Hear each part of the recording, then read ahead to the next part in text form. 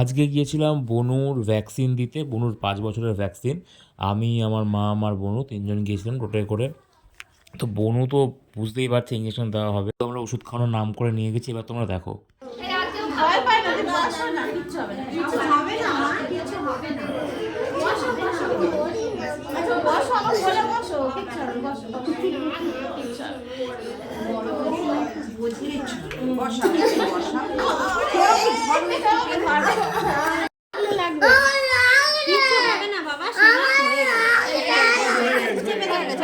ব্যাস হয়ে গেল।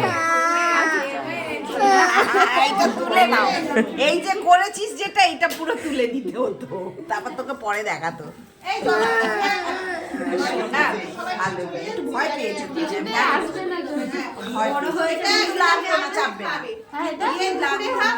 তুমি শুধু শুধু প্যানিক করলে, শুধু শুধু লেগেছে, বলো ডোলো না। চলো এবারে যাবো।